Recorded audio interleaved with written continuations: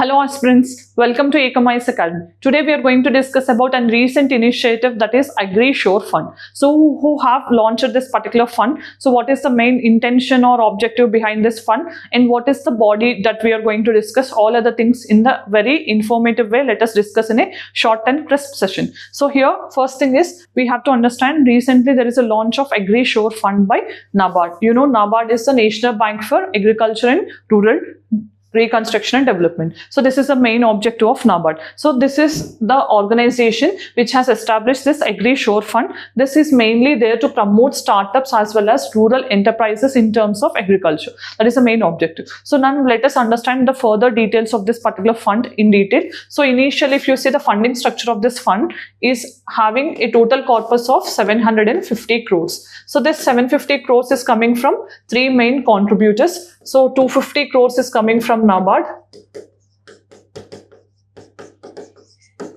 and 250 crores is coming from Ministry of Agriculture,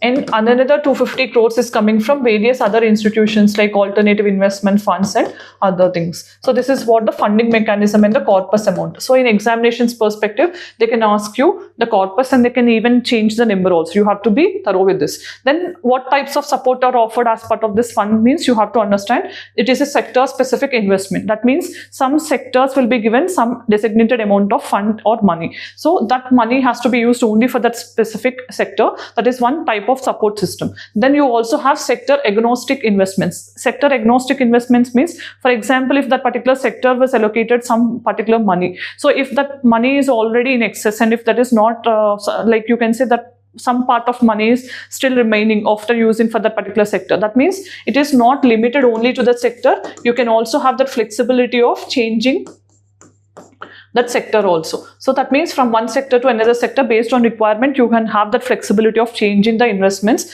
That is one sector agnostic investment. Then you also have debt alternative investment. So if you have remembered about alternative investment funds, these are mainly regulated by whom?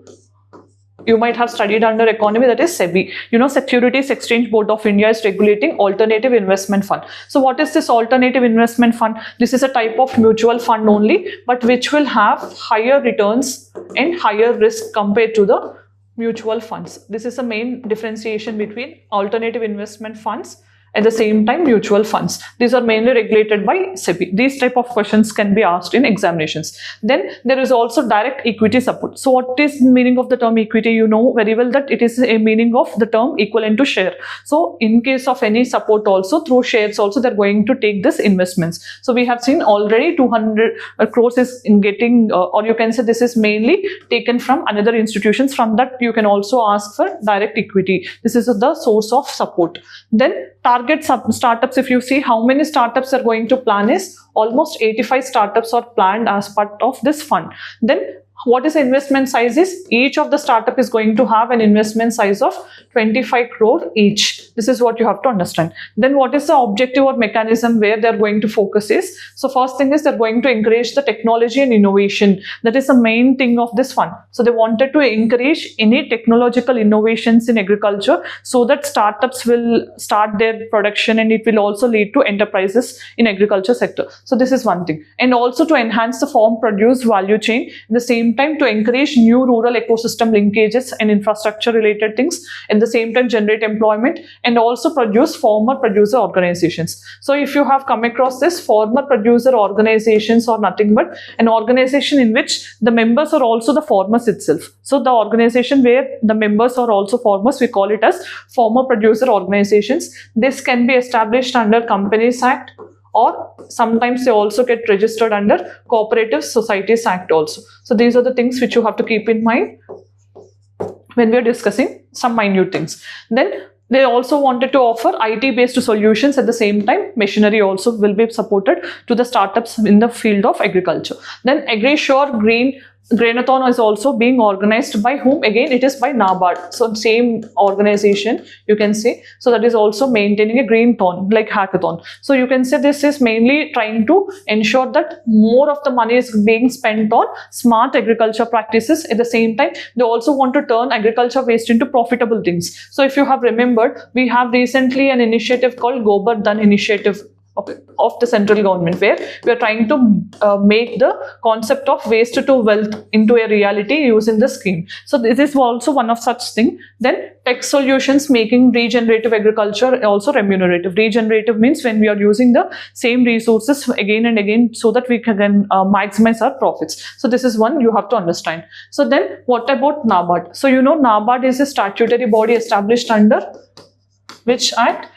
It is a statutory, also a regulatory body. So in GS paper 2 of UPSC, you have governance where you have some set of say statutory, regulatory and quasi-judicial bodies. No, you can quote the example of NABARD as well. Then this is a statutory body established under NABARD Act of 1881. This was established in the year 1981, established in the year 1982 based on recommendations of Sivaramakrishnan Committee report. Keep this thing in mind. Initially, if you have seen, government is holding 51% of the share and rest of the 49% is with RBI. But now what happened? RBI has sold entire share to the central government. So 100% now it is controlled by central government. And you have to keep in mind, this institution is mainly there to promote rural credit, especially in the field of agriculture as well as rural development. That is the main job. And you also have to keep in mind, this is regulating RRBs, at the same time cooperative banks in the rural areas. So this is the main area of focus of NABARD. At the same time, you also have to keep in mind, this is a refinancing agency. It's not directly lending anything to the banks. So not directly to the farmers, but it is lending the money to the banks through which again the farmers will get their due loans and all. They can take that for agriculture development and rural development. So these are the main things of NABARD. So if you have remembered, there is also another fund that is maintained by NABARD. So if you have remembered that particular fund, you put your answer in the comment section. This is what the question for the day. Then let us see the practice question given. So first question is, which of the following is not a function of NABARD? It's not a function. A, providing refinance support to rural banks, supervising cooperative banks and regional rural banks, directly providing loans to the farmers, implementing government sponsored schemes for the rural development. So whichever the option is correct, choose the answer and let us know in the comment section. As we have reached end of the video, today we have discussed about recent initiative of NABARD, that is Agriculture Shore Fund. So what is its corpus amount we have seen, so how they're going to spend and who are all contributing to the fund we have seen, the areas of focus along with NABARD in detail. We also have discussed about alternative investment fund, a smaller concept in terms of Securities Exchange Board of India we have discussed, and other related information which is useful for your examination along with practice question. So this is all with respect to this video. If you found this video informative, let us know in the comment section. Thanks for joining us. All the very best.